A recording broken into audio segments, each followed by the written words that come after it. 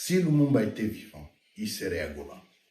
C'est sa logique, c'est sa philosophie que nous véhiculons. Lumumba, c'est notre héros national. Ceux qui ont tué Lumumba, nous les connaissons. Et ce sont leurs enfants qui sont à Kinshasa aujourd'hui.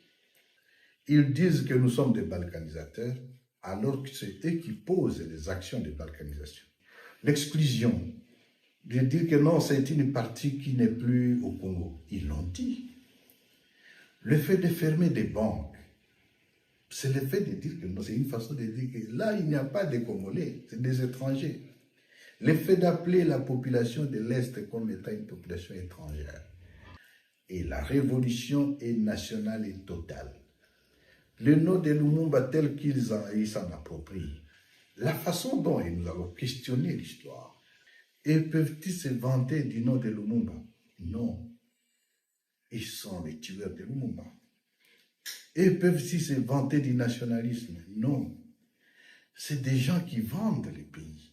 C'est des gens qui sont prêts à n'importe quel deal pourvu qu'ils restent au pouvoir. C'est des gens qui sont des tricheurs. C'est des détourneurs, des tribalistes. Ils feraient vraiment mieux de tout faire, sauf de profaner ces grands noms. Une année exactement jour pour jour, janvier 2025, janvier 2026, nous sommes à Goma. Non seulement à Goma, dans la foulée, nous sommes arrivés à Bukavu et un peu plus au-delà de Bukavu. Quel est le bilan? Le bilan aujourd'hui de ce mouvement? Le bilan est largement positif et je dirais même au-delà de ce à quoi on s'attendait. D'abord, dès notre entrée dans la ville de Goma, il faut signaler que nous avions trouvé ce qu'on appelle une vraie crise humanitaire. Les fouillards, non seulement ils ont pillé la ville, mais aussi ils avaient coupé l'électricité, ils avaient coupé l'eau, ils avaient coupé la communication. Et il y avait des travaux d'assainissement importants engagés, ce qui a été fait dans la foulée. En quelques jours, l'eau est revenue dans les robinets de Gomatracien. L'électricité est devenue stable. En même temps, les travaux d'assainissement de la ville, c'est tout ce qu'on appelle communément les Salomon, ont repris. Cette sécurité dont jouit aujourd'hui la population d'Aïgoma s'étend dans les territoires, mais aussi le même travail se fait à Bukavu et s'étend aussi dans les territoires qui sont. Sur le plan de l'administration, l'AFC a installé nous avons plus ou moins activé l'administration, la jeune administration, en désignant nos gouvernants, en désignant les administrateurs des territoires, les maires des villes, les bourgmestres, jusqu'au niveau le plus bas, c'est-à-dire au niveau des Nyumbaku ou des 10 maisons, qui sont administrées pour la sécurité, mais pour la reprise des activités aussi économiques. La bonne gouvernance que nous avons mise en place, sans moyens, avec tout ce qu'il y a comme guerre financière et économique, nous avons entrepris les travaux d'investissement. La voirie urbaine et les travaux de voirie urbaine évoluent normalement. C'est tout là aussi les travaux de reconstruction et de réhabilitation des routes, la route Massissi, la route Tchou, les routes du Sud-Kivu, la même chose, c'est en cours. Et l'idée est vraiment d'amener ces investissements jusqu'à ce que on ait la connectivité des entités et des hommes. Vous verrez que de plus en plus dans la ville de Goma, nos forces militaires de l'armée ne sont plus très visibles. Ils sont progressivement remplacés par les forces de la police. Et ce qui montre que nous approchons de la population. Et nous avons par la suite créé des cadres de concertation politique avec la société civile, avec la notabilité et toutes les forces vives de Nord-Kivu, mais aussi bientôt au Sud-Kivu. Ça montre que non, évidemment, les activités reprennent normalement. L'autre élément, c'est qui est en cours, qui est en gestation, c'est justement l'activation de l'administration. Nous sommes en train de recréer l'embryon du système judiciaire qui va gérer les Congo de demain. Et ce processus, aussi bien délicat qu'important, est en cours d'activation. en recréant les attributs fondamentaux qui sont l'armée. L'ARC, cette armée, cette jeune armée qui est l'armée révolutionnaire congolaise, elle sera demain l'armée qui va remplacer les FARDC. Au-delà de cette armée, il y a la police qui va remplacer la police actuelle, qui est la police des corrompus et autres.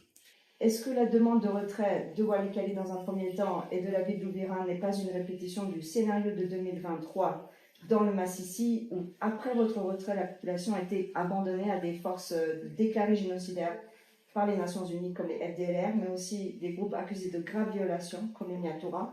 En 2023, ciblait systématiquement les communautés Tutsis comme à Kichanga ou à Nturo, où en octobre 2023, les Tutsis congolais ont été lynchés, brûlés vifs, fusillés, et 300 maisons à Nturo appartenant à des Tutsis ont été totalement brûlées. C'est l'hypocrisie internationale. Aujourd'hui, nous devons reconnaître que l'AFC 23 est devenue l'organisation d'espoir pour les Congos. Il n'y a pas qu'à Massissi, avant de revenir à la question des retraits. Au Katanga, nous sommes entendus. À Kinshasa, toute la population nous attend. La population de Fizi a donné un cri d'alarme pour dire ils en ont marre, ils ont besoin de la libération. Avant-hier, ça c'était à Lubero, la population de Mangorejiba, qui venait encore d'être massacrée. En Ituri, à Kisangani, à Mbandaka, Mbujimai, et partout, le Congo nous attend. Mais il se fait un problème. Pourquoi c'est que vous appelez communauté internationale? Veut-il toujours que non, on reste dans ce statu quo? Ceci dit, nous nous sommes retirés volontairement après demande de cette communauté internationale de Walikale.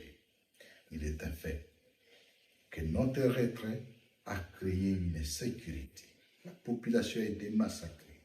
Et aujourd'hui, tous les fouillards de la coalition du gouvernement, de la coalition du régime de Kinshasa, avec notamment les FDLR, qui n'ont plus de place, qui n'ont plus trouvé de place, ils sont allés se réfugier à Walikale. Et d'autres sont descendus plutôt du côté sud-sud, parce que là, ils étaient plus ou moins accompagnés de l'armée burundaise. Parce qu'aujourd'hui, il faut le dire, FARDC égale armée burundaise, égale FDLR, égale mercenaires, c'est aussi égal aux voyous qu'on appelle communément Wazalendo. Ils ont formé un bloc. L'idéologie est véhiculée. Nous nous sommes retirés de Walikale et aujourd'hui on nous demande encore, on nous a demandé de nous retirer de Ouvira. Nous nous sommes retirés de bonne foi. Nous avons fait une correspondance à M. le secrétaire général des Nations Unies, lui demandant que nous remettons la ville entre les mains de la communauté internationale.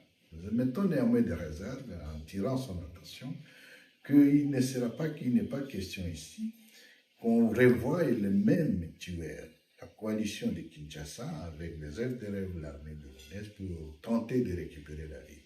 Nous avons rendu de bonne foi.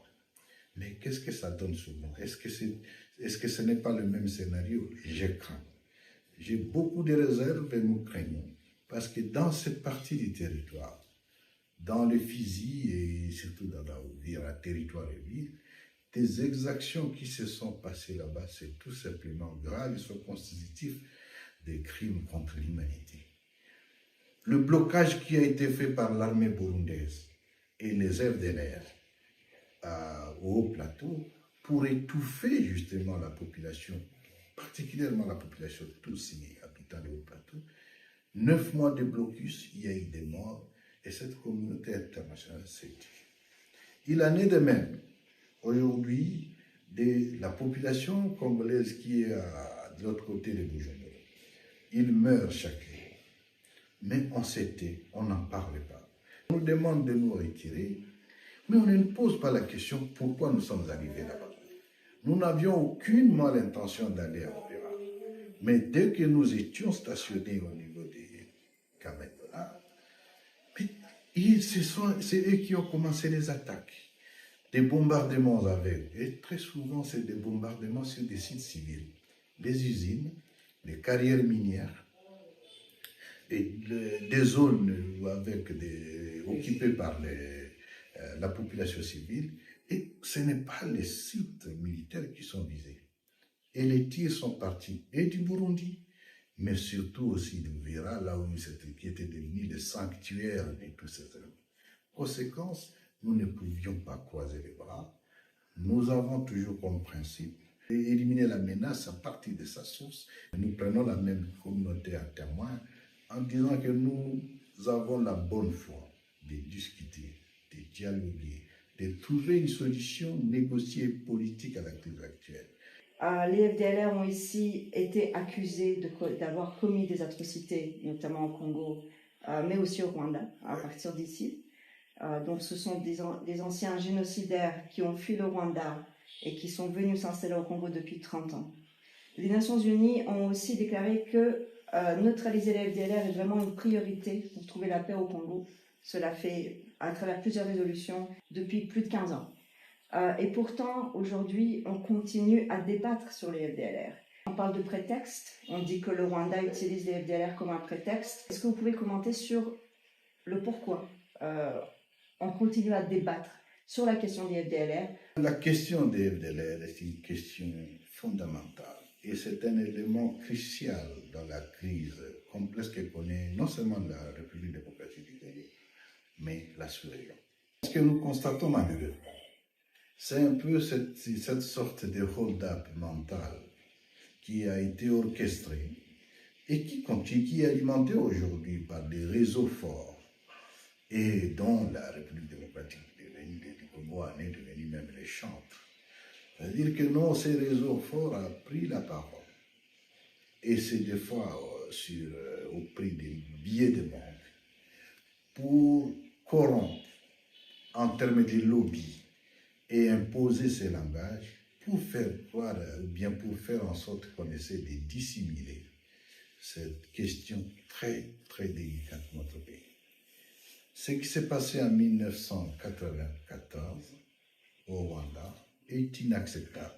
Tout le monde le sait.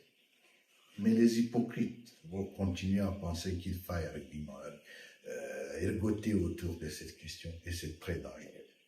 Non seulement que non, c'était dangereux pour le Rwanda, mais pour les Congo, c'est plus que grave. Parce que vous avez parlé de 3 décennies. L'FDLR est arrivé au Congo. Est-ce qu'on connaît les conséquences de cette présence depuis 1994 pour les Congo? Le parc national n'existe plus que des noms. C'est à cause de ces gens. Les FDLR ont installé toute une administration où ils levaient les impôts, où ils collectaient toutes sortes de références, où ils faisaient même payer aux Congolais, certains, ils vendaient des terres. Et jusqu'aujourd'hui, il y a des partis entiers où ils sont là. Aujourd'hui, le problème, c'est lorsqu'ils trouvent des véhicules qui permettent de perpétuer les génocides, disons l'idéologie du génocide. C'est ça le problème. Et c'est ce que les voyous de Kinshasa ne comprennent pas. Prenons cette question avec autant de légèreté, en disant simplement que non, les FDLR qui ont parti en 1994 n'existaient plus, ils sont morts, ils sont vieux. Le problème aujourd'hui, c'est l'idéologie.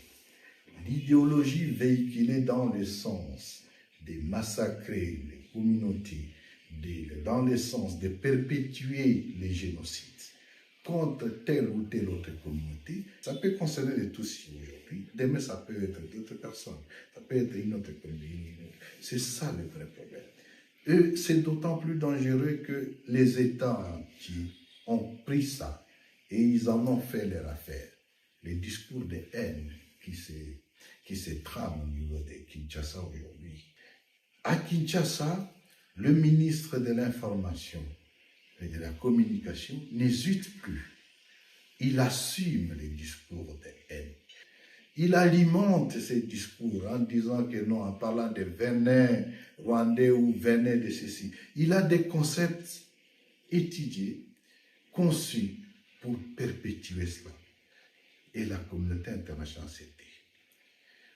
Vous avez suivi ce que le général Ekenge a dit, et c'est à la télévision nationale, parlant d'une communauté X, la stigmatisant publiquement, Et le gouvernement assume cela. Il a assumé. Il y a un autre journaliste qui passe à la télévision nationale pour dire nous connaissons où se trouve la famille de Nanga. Nous savons où est sa femme et ses enfants. Nous appelons tout le monde à violer ses enfants. Ce sont des discours de haine, appel à la violence, assumés. Et puis ça passe à la télévision nationale. Et c'est dans une émission prise en charge par le ministre de la Communication lui-même. C'est tellement grave que nous n'allons pas l'accepter. Et c'est l'un des mérites aujourd'hui de la Révolution. Parce que dans les territoires que nous administrons, territoires déjà libérés, vous n'avez plus cela. Il n'y a pas de discours de haine. Il n'y a plus de tribalisme ici. Ici, on ne sait pas qui est Kassayen, on ne sait pas qui est Katangé, on ne sait pas qui est Tossi, qui est Nandé. Nous sommes ensemble. La notion de qui est Congolais, qui n'est pas Congolais. La notion de qui est étranger, qui n'est pas ceci. Vous avez vu comment il y avait la théorie des pères et des mères. On qualifie d'autres que nous, ils sont des vrais Congolais, mais d'autres sont à moitié des Congolais. Beaucoup de victimes à ça. Le président Katumbi Moïse, le président de l'Ensemble, en a souffert, en a fait les frais. Le président Kabila, l'ancien président de la République, les gens ne s'hasardent pas, et c'est la logique de l'IDPS, de Tshisekedi, pour dire que non, il n'est pas congolais, c'est elle qui est congolais, tout ça. Mais cela nous ramène à quelques années, quelques décennies plus tôt. Vous savez, au Rwanda, 4 ans avant le génocide, c'était ce discours qu'on avait commencé à véhiculer. Et c'est ce qui a fait les lits au génocide. On disait que non, ceux qui étaient dans la révolution rwandaise, c'est-à-dire les FPR qui venaient de l'Ouganda, on les qualifiait des Ougandais. C'était des Rwandais, réfugiés depuis des décennies, qui voulaient rentrer chez eux. Et même le président Kagame, il était qualifié d'Ougandais. Malheureusement, c'est la même logique aujourd'hui qu'on essaie d'appliquer. Nous, à la révolution, à l'AFCM 23, on est traités tous des Rwandais. C'est à peine qu'on ne peut pas regarder Nanga et lui dire que non, bon, Nanga aussi c'est un Rwandais. Ce sont des discours dangereux, les discours d'exclusion, les discours qui amènent à la discrimination. C'est ce que nous allons arrêter, ce que nous ne voulons pas. J'attire l'attention des Congolais sur cette question. Ne vous laissez pas manipuler par les escrocs. Ils sont en train de faire les lits à ce qui peut être mauvais pour la nation. Non, nous sommes des Congolais et tout le monde est Congolais. Tout le monde a le même droit. Il n'y a pas de plus Congolais que d'autres. Kinshasa, mais aussi certains médias vous accusent de piller les ressources du Congo. On vous accuse de piller tout le Congo par ces mines de Lubaya, notamment, où on exploite le coltan de manière artisanale. Comment expliquer cette contradiction où la famille de Tshisekedi est accusée elle-même d'exploiter et de piller le cobalt? L'AFCM 23 est un mouvement révolutionnaire. Nous voulons amener les changements. Et nous parlons de révolution parce que nous voulons un changement radical. Une sorte de thérapie de choc. Mais vous devez comprendre qu'il y a beaucoup d'intérêts. En face de nous, il y a des réseaux forts.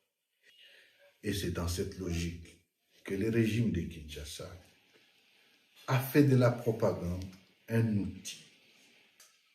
Pillage des ressources. De quelles ressources parle-t-on? Il y a une sorte de fixation sur ce qu'on appelle le coltan. Et puis, ce qui est grave, c'est que, profitant de l'ignorance de tout le monde, on emballe toute une opinion, et nationale et internationale, dans cette rhétorique dangereuse qui ne veut rien dire. Quand on parle des ressources naturelles du Congo, en réalité, où sont-elles? C'est au Grand Katanga. C'est là où vous avez des géants miniers. L'AFCM 23 n'est pas encore arrivé là-bas. Mais qui pille, madame? c'est la famille Tshisekedi. Il y a aujourd'hui des plaintes qui sont déposées en Occident et nous saluons ces initiatives. On brime la population du Katanga et c'est des millions de tonnes qui sont exploités et qui sortent cobalt, nickel, cuivre et autres. Ces minéraux-là ne sont pas à la partie contrôlée par la F-123. Cependant, la propagande fait voir au monde entier, ou essaie de faire croire au monde entier, que ces minéraux-là, c'est le Rwanda qui les pille. La seule industrie minière qui est ici, c'est Abyssier. C'est la partie non encore libérée par la F-123. Cependant, on prétend toujours, parce que la machine de propagande est forte, non, que tous ces minéraux sont pillés par la F-123, mais surtout par les Rwandais. Les Rwandais encore, c'est par le président Kagame. Donc, désinformation, mensonge, on camoufle la réalité. Et on amène la population d'opinion, profitant de son ignorance, sur un autre terrain. Le pillage se fait au Katanga. Ce sont des compagnies chinoises, ce sont des compagnies et qui sont plus ou moins prises en charge par la famille Tshisekedi. Ce sont des géants qui y sont, si pillage, c'est eux qui le font, et certains sont même, c'est même des firmes cotées à bourse. Pourquoi on n'en parle pas? Toute la responsabilité de ce qui peut arriver au Congo, il y a un bouc émissaire. Dans la ville de Kinshasa, c'est la ville la plus sale. Et vous connaissez pourquoi? C'est à cause de Paul Kagame. Dans la ville de Kinshasa, les embouteillages, il y a des gens qui te font 9 heures de route. Et vous savez la raison? Non, c'est à cause de Paul Kagame. À Kinshasa, il y a des inondations quand il pleut, comme aujourd'hui. Il faut vous attendre à des morts. La raison, vous la connaissez. C'est Paul Kagame. À Kinshasa, on détourne tous les jours. C'est dans les domaines miniers, comme vous le dites. C'est des millions en termes de milliards, des millions et des milliards chaque année. La population est pauvre. On ne construit pas de routes. Il n'y a pas d'hôpitaux. Mais vous connaissez la raison? C'est Paul Kagame. Il n'y a aucune route ici, il n'y a pas l'électricité. Nous avons le grand Inga, nous avons Inga qui peut produire capacité potentielle de 50 000 mégawatts. Mais on n'a produit même pas 2000. La raison, vous la connaissez? Non, parce qu'il y a Paul Kagame. Donc nous avons trouvé une justification institutionnelle de nos faiblesses. La corruption qui gangrène toute la République. Vous savez combien d'organisations aujourd'hui bénéficient juste de la manne de Kinshasa. C'est des valises à longueur de journée qu'on distribue pour arracher un communiqué par là, une déclaration de telle organisation, je ne sais pas moi, un tweet de tel responsable américain, c'est des millions. La corruption, c'est le mode. C'est ça le mode opératoire. Mais tout ça, la pauvreté là, la faim, il n'y a pas de route, il n'y a rien. On clame des ressources tous les jours. Mais nous sommes dans la pauvreté. Il y a une raison, parce qu'il y a un Paul Kagame quelque part. La question des minéraux ne nous concerne pas. Nous ne sommes pas là pour les mines. Nous ne sommes pas là pour les ressources. Nous, on est pour les Congo. La F-123, c'est pour libérer les Congo.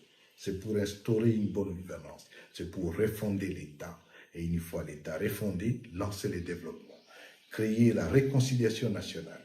Enlever le tribalisme, mettre le vivre ensemble et faire en sorte que les Congolais se réconcilient. D'abord entre eux-mêmes et qu'ils vivent en paix, mais aussi avec tous ses voisins. En fait, c'est un régime xénophobe. C'est un régime discriminatoire. C'est un régime d'exclusion. Parce que pour lui, les Congos, c'est le Baluba. Pour lui, les Congos, c'est sa famille. Pour lui, les Congos, c'est sa communauté, ce clan. Alors, toute personne qui n'est pas de ce clan est considérée comme étranger. Ce sont des discours qui tendent plus ou moins à cacher la réalité. Ils ont trouvé donc ces discours comme des boucs émissaires pour cacher leur mauvaise gouvernance, pour cacher les tribalismes, pour cacher les vols, le détournement permanent et consorts.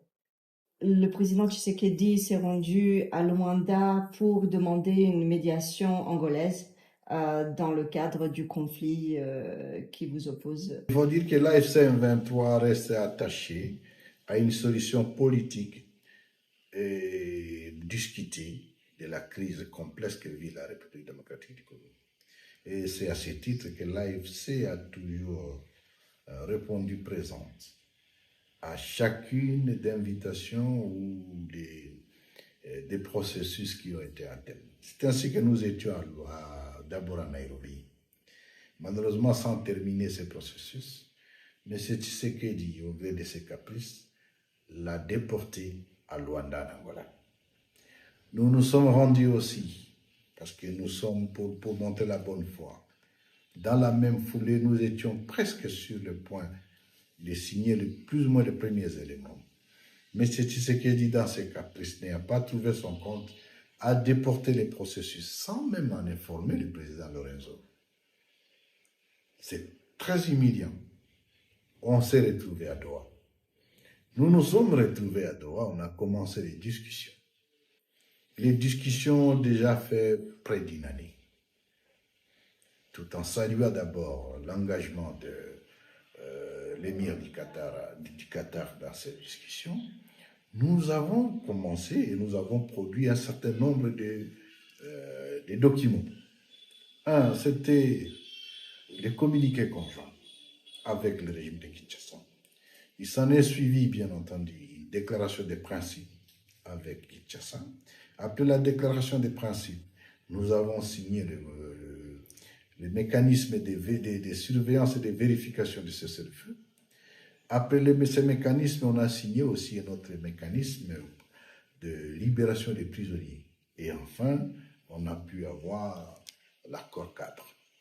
Et l'accord cadre a défini 8 protocoles qui devaient suivre et qui devaient faire partie intégrante de cet accord cadre. Deux de ces protocoles ont été entérinés, mais ils n'attendaient que la mise en œuvre. Il s'agit notamment de la libération des prisonniers. Par sa mauvaise foi, Tshisekedi n'a jamais libéré un seul prisonnier. Alors que nous, on avait déjà libéré autant. Le deuxième mécanisme était relatif, bien entendu, à la surveillance et à la vérification de ces cessez-le-feu. Tshisekedi n'a jamais voulu signer, disons, n'a jamais voulu implémenter ces protocoles. Pour preuve, il continuait à bombarder, à nous attaquer. Le dernier bombardement de Massissi en fait partie. Alors, ce qui veut dire que non, il n'a pas non plus accepté la mise en œuvre de ça. Les 6 autres protocoles étaient en cours de discussion. Pendant que nous, on est à Doha, on les voit encore égarés et ressortir à Luanda. Nous avons été saisis par le président Lorenzo, à qui nous rendons des hommages. Nous lui avons fait voir que vous avez été humilié il y a une année. Vous risquez encore d'entrer dans la même danse. Pour nous, le processus de Doha est celui qui a pu faire avancer les dossiers. Nous sommes en pleine discussion à Doha et nous attendons Tshisekedi à Doha s'il tient plus ou moins à une solution négociée et politique de la crise. Nous sommes pour la paix. Nous l'attendons à Doha. C'est de cela qu'il s'agit. Encore faut-il dire que pendant que nous sommes à Doha, il a créé une autre brèche au niveau de Washington, ce qui a abouti, bien entendu, à l'accord de Washington entre Kinshasa et Kigali. Toutes ces initiatives sont bonnes, mais nous voulons en avoir la cohérence, la pertinence et surtout qu'on arrive à une solution réelle. De toute façon, madame, nous sommes conscients d'une chose. Le M. Tshisekedi ne veut pas une solution à la crise. Il veut perpétuer la guerre. La guerre, pour lui, est devenue aussi un business. La guerre pour lui, c'est pour justifier bien entendu ses incapacités. Ces infirmités managériales sont couvertes par ce qu'on appelle la guerre. Le business, c'est quoi? C'est l'occasion de s'enrichir. Tous ces conseillers, en commençant par les membres du gouvernement, ils ont trouvé la guerre pour détourner beaucoup de fonds. Les détournements passent par quoi? Détournement des soldes des militaires, la surfacturation des équipements. Et des fois, on achète des équipements où on vous dit que ça coûte 200 millions, alors que c'est des équipements qui ont coûté 10 millions de dollars. Pour lui, c'est l'occasion de voler. Pour lui, c'est l'occasion de justifier ses infirmités de management. Pour lui, c'est l'occasion de se pavaner à travers le monde. Il ne veut pas la solution à la crise. Il tient à gagner du temps. Il tient à perpétuer les pillages qu'il fait en prenant comme bouc émissaire la guerre. Bouc émissaire Paul Kagame, bouc émissaire le Rwanda. Le 2 janvier de cette année, nous on était en deuil parce que c'est même 2 janvier, Tshisekedi a encore une fois bombardé Massissi. Et cette fois-là, c'est Massissi centre. Et ce n'était pas que Massissi. Il a bombardé aussi Kivu, surtout dans les hauts plateaux. Il a bombardé aussi, bien entendu, à Walikari. Mais à Massissi, ça a créé beaucoup de dégâts, 22 morts. Nous les avons enterrés la semaine passée. Ce qu'il faut dire, la débâcle militaire de l'armée de Tshisekedi est évidente. De toute façon, les FARDC ne se battent plus. À chaque fois qu'on arrive, ils fuient. Alors, pour faire semblant et montrer que non, ils sont toujours à la guerre, Tshisekedi a pris la stratégie d'utiliser les forces aériennes. Mais pas pour bombarder nos forces, mais c'est pour bombarder la population civile, créer la terreur. C'est ce qui est arrivé, donc ce qui arrive ces jours-ci. Qui sont bombardés? Les sites densément peuplés, donc la population civile. Les sites civils, comme des usines, des hôpitaux, et il y a beaucoup de morts. Nous en appelons à ceux avec qui nous faisons la guerre que la guerre doit rester conventionnelle. Bombarder les populations civiles comme ils le font, ce sont des crimes